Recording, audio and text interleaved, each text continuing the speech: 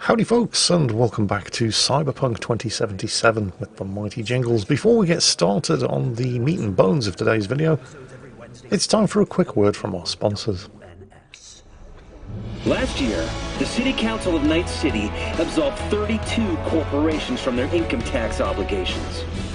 Among them were Kang Tao, Arasaka, More Technologies, and Dynalog. Put together, the gross income of these companies runs in the tens of trillions of euro dollars. The catastrophic City of Opportunity bill passed 99 to 1 against. I was that one voice of dissent. Do I need to show you what'll happen to this bill if you, the people of Night City, choose me as your mayor?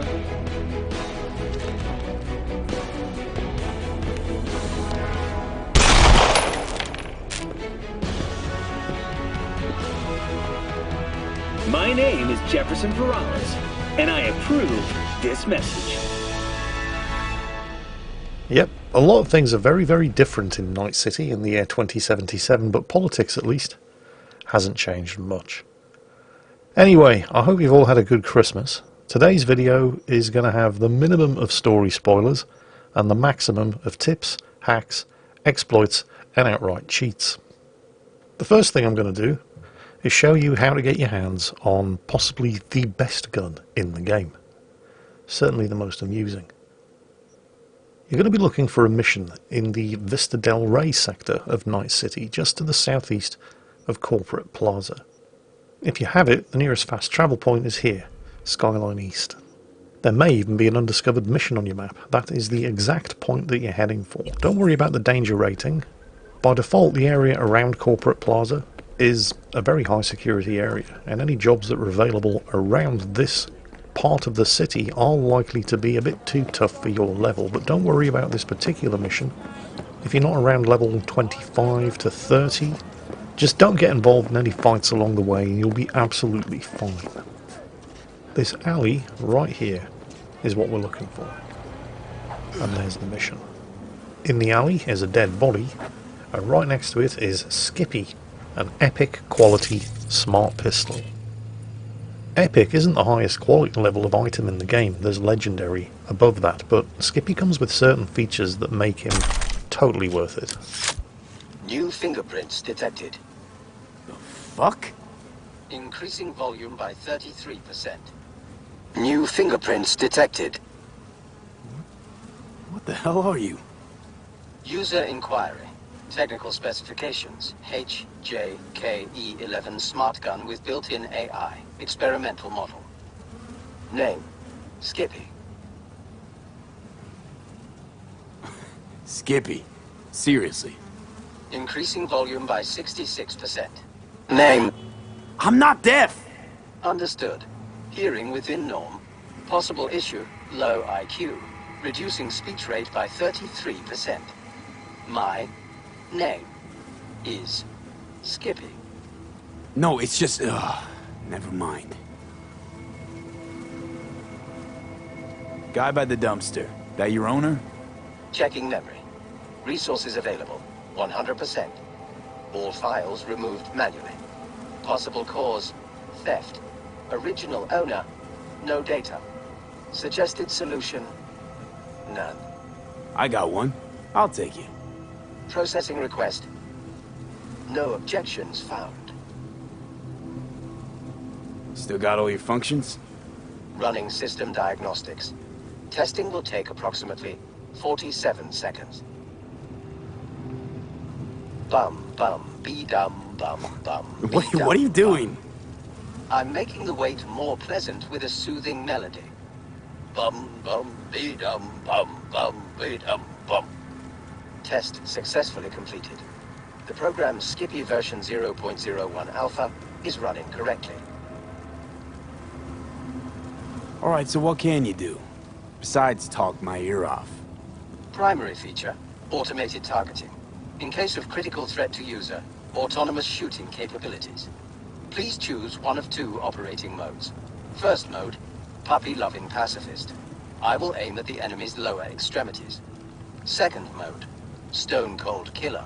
I will aim exclusively at the head. Stone Cold Killer. My kind of gun. Adjusting settings. Bum bum be dum bum bum be dum bum. Ugh. Selected mode. Stone Cold Killer. Happy slaughtering. Skippy is a smart pistol. He's not the only smart weapon in the game. There are all kinds of smart pistols, rifles, submachine guns, even shotguns. But Skippy is special, because Skippy comes with an inbuilt AI that is able to selectively target specific parts of your enemies. Now, we've gone for Stone Cold Killer. More on that in a moment. However, word of warning when it comes to using Skippy, never, ever, ever point him at anything that you don't want to kill. I did not pull the trigger there. That was Skippy. Skippy loves his work, and sometimes he just gets a little bit carried away. So do not, under any circumstances, point Skippy at anything that you don't want to get shot in the head immediately. Because sometimes, as you just saw, Skippy gets impatient and doesn't bother waiting for you to pull the trigger for him. Also, as you may have guessed by now, this makes Skippy completely unsuitable for use in stealth missions. Aside from the fact that smart pistols or smart weapons of any type cannot be fitted with silencers, his eagerness to take care of targets for you makes him an exceptionally poor choice for when it comes to trying to get things done quietly. However, when it comes to absolutely, definitely killing everything in the room, even if they're several levels higher than you, Skippy simply cannot be beaten. Now, to make the full use of Skippy's abilities, you're going to need a dedicated piece of cyberware in your hand known as the Smart Link. With the Smart Link cyberware equipped in your hand, you can make full use of Skippy's abilities.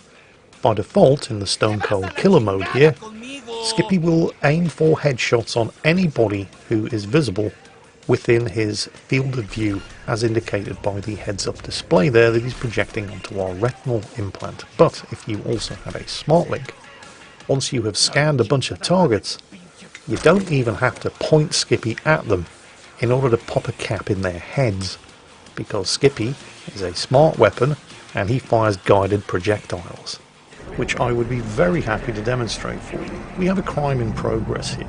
There's a corporate hit squad just taken out somebody for some reason. So the first thing I'm going to do is, using my cyber optics, I'm going to, if I can just stay focused, there we go, ping these guys. Now this will highlight every single member of this corporate hit squad who are connected to each other via their cyberware. Then I'm going to get myself into cover so that none of them can see me. I do not have line of sight to any of these guys.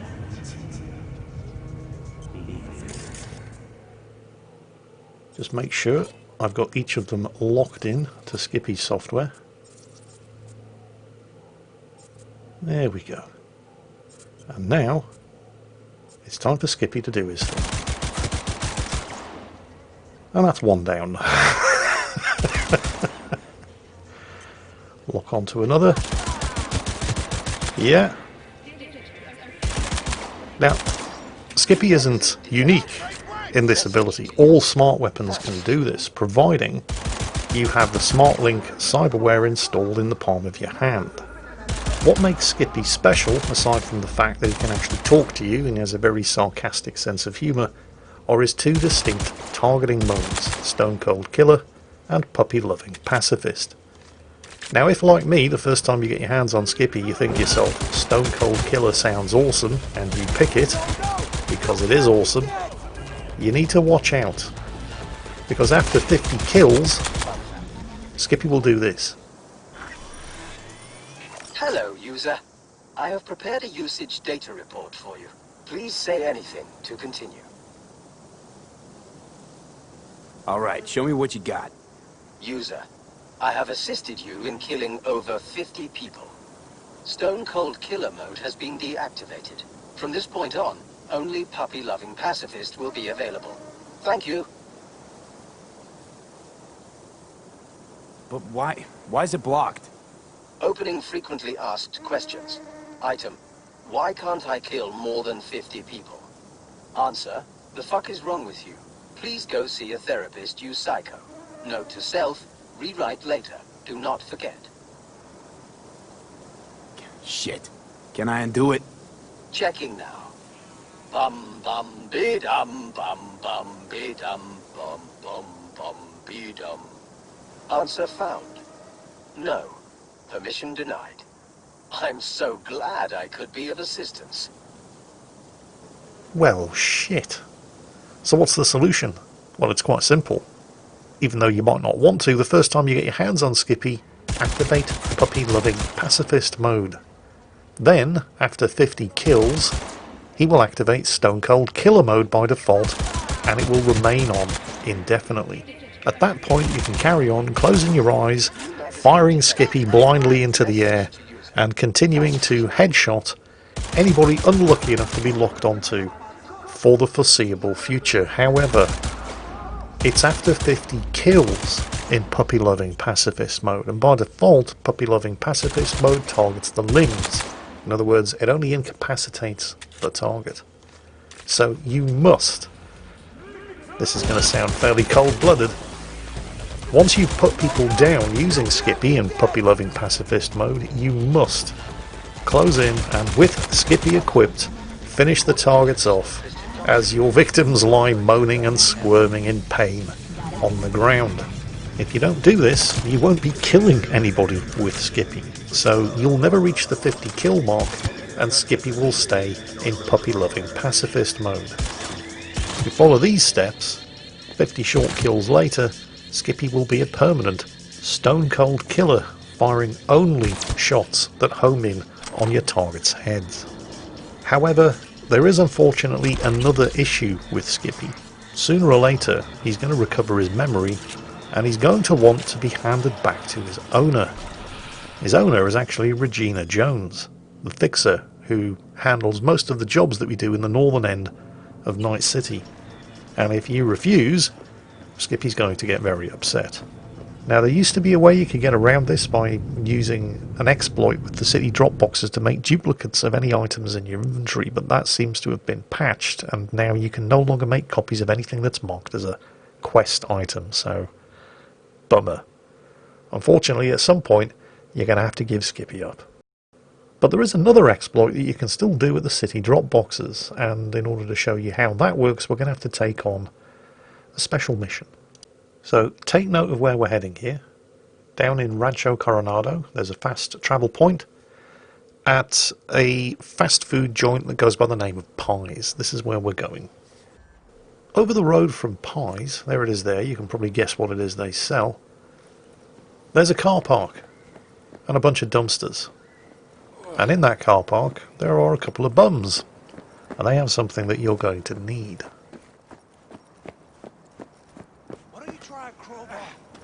Why don't you try using your head for once? You see anywhere to wedge it in, huh? Hey, psst, psst. Hey, someone's coming. I'm not blind. Shut your mouth. Hey, you lost or something? Sorry, don't got a map. Hey, Rick, you got a map? Nope, use mine for smokes. And wherever you want to be, sure as shit ain't here. Hear that? Nothing for you here. Have a nice day now. What's in the briefcase? What? This piece of junk? Yeah, probably nothing. Cans? Maybe bottles? Who knows? Stuff like that doesn't just get lost. Won't find anything in there except trouble. It wasn't stolen. We found it. Whatever you say. Just know that whoever comes looking won't be asking questions. What are you waiting for? Give it to him! Trust me, you won't get it open anyway. We'll see about that. Where'd you find it? I said, where? Those dumpsters, over there! For fuck's sake, Josh! Look, it wasn't us, all right? Gulk was already cold, we swear. Wait, really? And here I had you pegged for top-tier mercs. Now get out of my way. Fine. Take it. But, like, chill the fuck out, okay?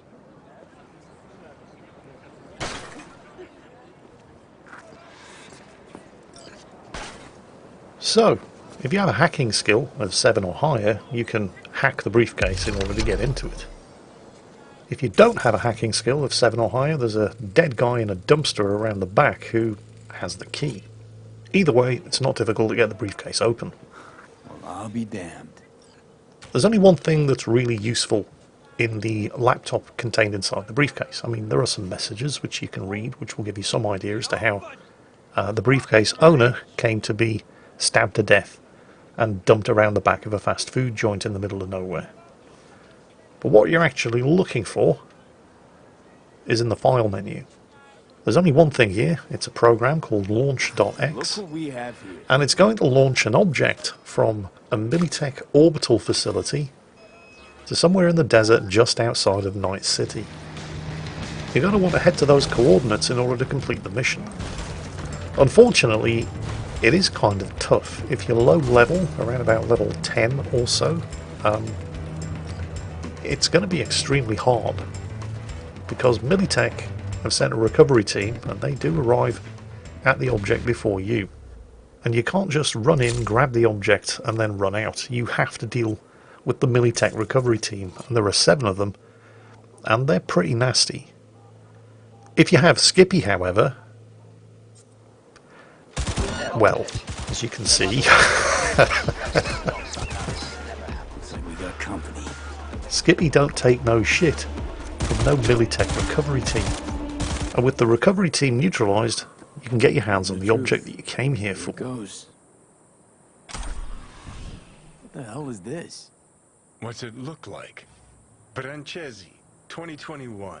Untitled number 18. Oil on canvas. Sheesh.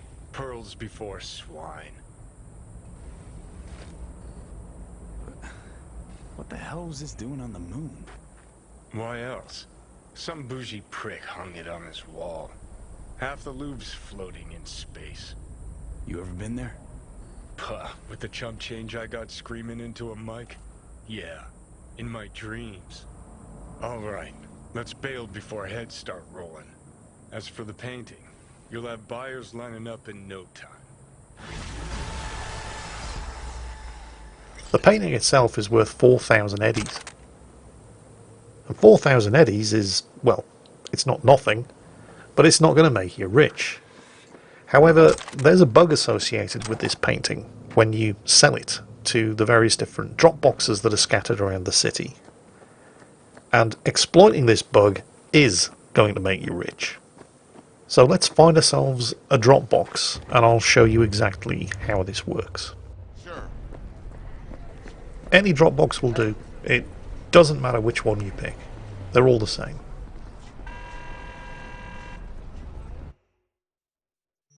So the first thing you're going to need to do is actually find the painting in your inventory, and I recommend you do this by clicking this last button here, where you'll see everything is sorted by default by quality. You can sort by price if you wish, and there it is, right at the top. Sell this to the Dropbox, just click on it, and there we go. I've just made 4,000 eddies. Now, the buyback price from the Dropbox is still 4,000 eddies, unless you exit the Dropbox and then go back into the Dropbox again immediately afterwards, where you will find that you can now buy it back for only 5 eddies. So we've just made 3,995 eddies. Can we do this again? Yes, you can do this indefinitely. Sell it for 4,000. It's going to charge me 4,000 to buy it back immediately, but if I exit out of the Dropbox, go back in, it's only going to charge me the 5. You can keep doing this until the Dropbox runs out of money. Or in other words, 5 times, because Dropboxes have a credit limit of 20,000 eddies. But every 24 hours, the Dropboxes resupply themselves. So you can either run around every Dropbox in town, doing this until they all run out of money, or you can just do it 5 times at one Dropbox, and then advance time by 24 hours, and keep doing it. There is another exploit associated with these Dropbox machines, and, well, I may as well, since we're here, show you how that works. Unfortunately, you cannot use it to duplicate quest items. Here's how it works. First things first, this is what the Dropbox screen should look like in the normal course of events, without any funny business going on. I'm showing you this just so you know the difference, so that you can tell that the exploit is working. And you activate the duplication exploit by approaching a Dropbox and pressing the menu key and whichever button opens the Dropbox at the same time. So on PC, that's Escape and R, like this.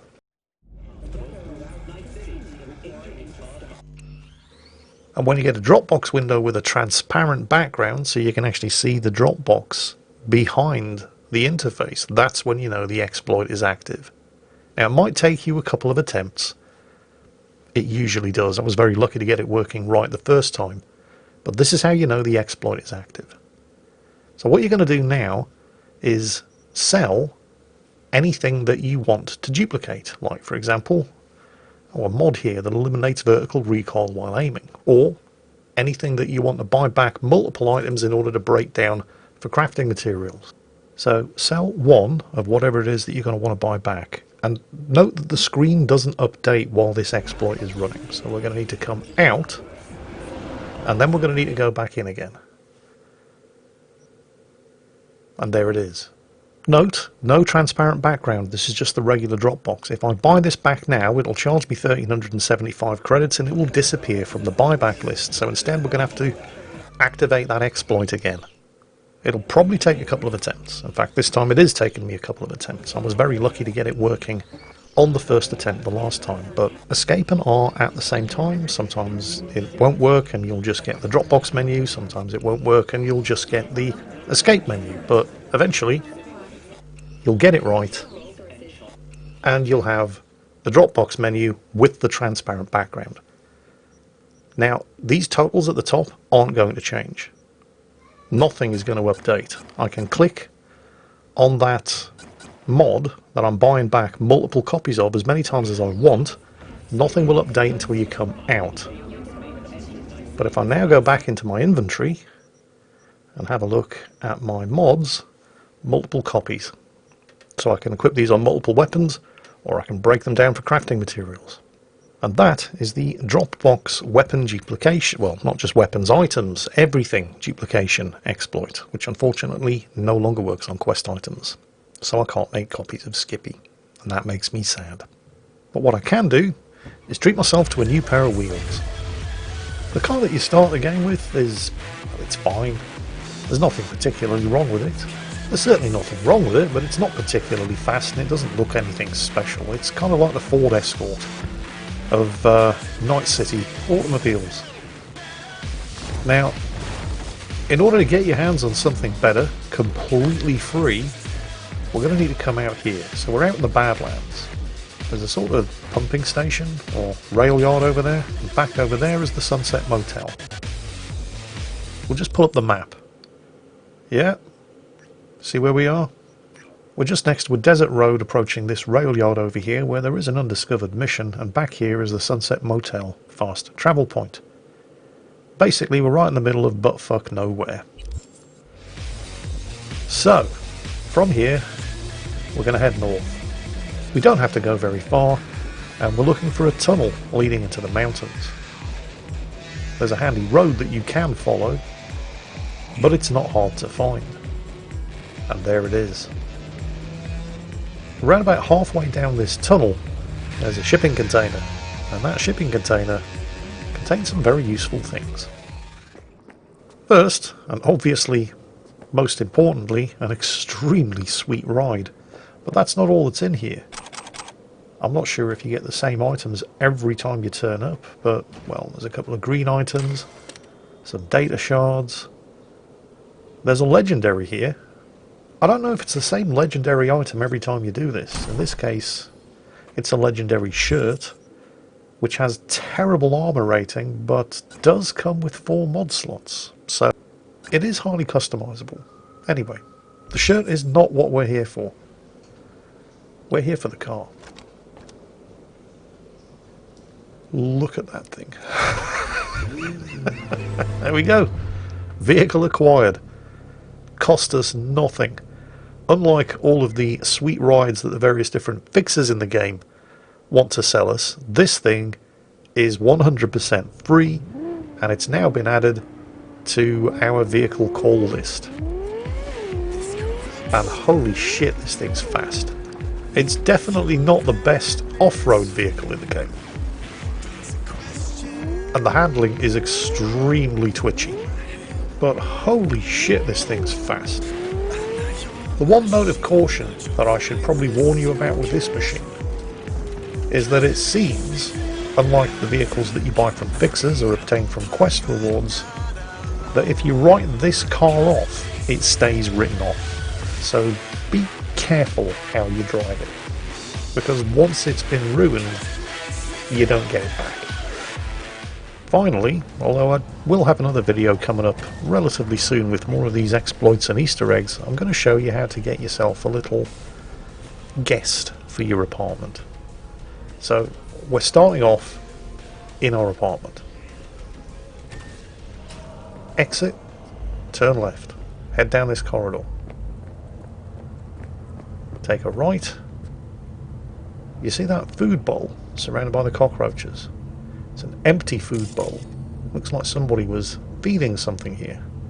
And here's a data shard. It's called Feed to Cat. Somebody feed the cat. Anything works, but he likes chicken most. Just say pss pss pss pss and he'll come running. This is the easy part.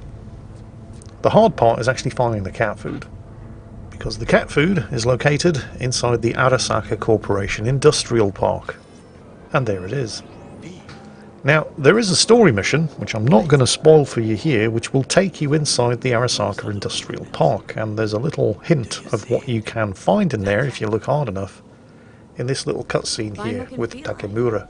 Again, I'm not going to spoil this. Suffice to say that this is going to happen at some point, and if you keep your eyes open, you can kill two birds with one stone, get the mission complete, and grab yourself a bag of cat food.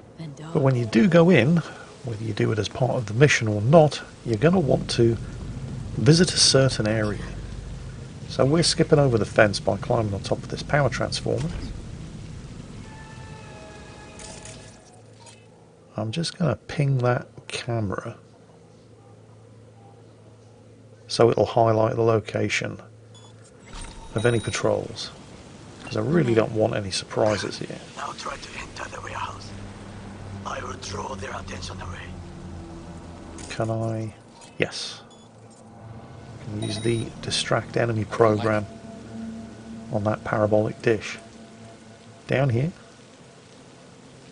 Nice and easy.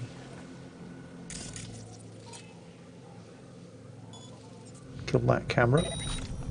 That's the security building up ahead. We're heading down there, but first I just need to make sure I'm not going to get any unwelcome surprises. Orange highlighted enemy is an Arasaka netrunner. I'm in serious trouble if he becomes aware of my presence. In that loading bay down there underneath those fuel tanks, you see these fuel tanks right next to the security building, across the complex from the main warehouse. On the other side of these fuel tanks, there, loading ramps. We want to be heading down there. Just waiting for the patrols. We're down into the loading ramp. We're going through this door, and right there, let's make sure there's nothing else in here. Right there is the cat food. Not going any further than that here because, you know, spoilers, but for the purposes of this video, we've got the cat food, we're done. Now, back to the empty bowl of cat food next to the dumpster outside our apartment. Put the cat food in the bowl, and then you just have to wait. In my case, I just went back to my apartment and got a good night's sleep. Woke up the next morning, bright and early. Really nice view from this apartment, by the way. Back outside, left turn, right turn at the end of the corridor. Look. Hey, look. See that? Kitty! Well, don't just stand there, V. Pick her up. Good kitty. there she is. You now have a permanent There it is. pet cat. And cats are supposed to be extinct, and all the dogs and the birds are. And that's how you get a pet cat for your apartment in Cyberpunk. Johnny seems to be a fan. I knew I liked him for some reason. Anyway, that's it for the day. Plenty more where this one came from, however. So there will be another video coming up relatively soon, with more bugs, exploits, and Easter eggs. I hope you've enjoyed this one. I hope you all had a great Christmas, and as always, take care, stay safe, and I'll catch you next time.